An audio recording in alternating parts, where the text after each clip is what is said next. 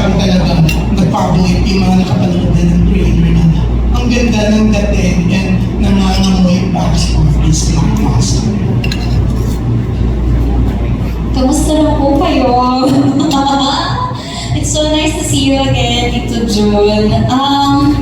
Well, it's always nice to hope for that. Syempre, mag-blockbuster, mag-box office. But I guess the main purpose of all of us is to really put out a good film. Diba? May balik ang quality films na gawang Pilipino. May balik natin na pelikulang Pilipino na yun ang panoorin ng mga tao sa sinihan, hindi mga Hollywood films, hindi ba? Or ano muna, Filipino-made films muna bago yung mga Hollywood films, hindi ba? Yun lang naman ang I think purpose natin lahat bukod sa dito sa project na ito. It's the entirety of the film industry here in the Philippines. We would like to buhayin ulit ang industriya ng pelikulang Pilipino. Yeah, yeah, TV yan. And mga gaya na sinabi ni Barbie, buhayin yung film industry. Yes, and actually, mas maganda naman talaga manood ng pelikula sa sinehan. Diba? Back in the day, nung mga bata pa tayo, itong pre-pandemic, ang saya mo na sa sine. Diba? So with this film, with these kinds of films, sana ay bumalik yung mga tao sa sinehan dahil mas masaya talaga. Please ulit. Maganda kasi itong di ba? Maganda panoorin ito kung mga first date, di ba? O kaya yung mga gusto nilang ma-rekindle yung love nila. No, dahil that kind of love para ma-realize nila na kung gaano ka-powerful ang love, hindi ba? Ang saya lang itong date movie, di ba? Yes. Pero kanina nakita nyo, the first time na napanood niyo yung trailer, ano naging reaction niyo? Kasi ang dami yung ganda-ganda.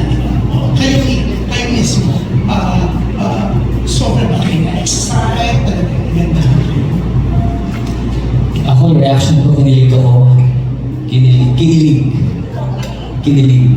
Tapos, nakita ko sa ko, pogi ko dito ah.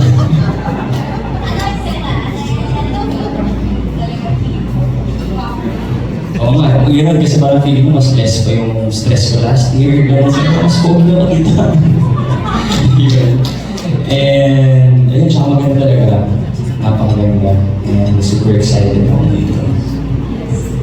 Ako actually, looking forward ako. Nabitin ako dun sa bar scene direct sa trailer. Maganda kasi yung bar scene na yun, nabangan nyo yun. Yun yung, namin, first chance encounter na characters namin. So dun mabubuo yung rapport namin dalawa hanggang sa magkaroon ng character development. So ang saya, ang ganda ng banter namin sa bar scene. Yun yung very first scene din, nakinunan namin on the first shooting day.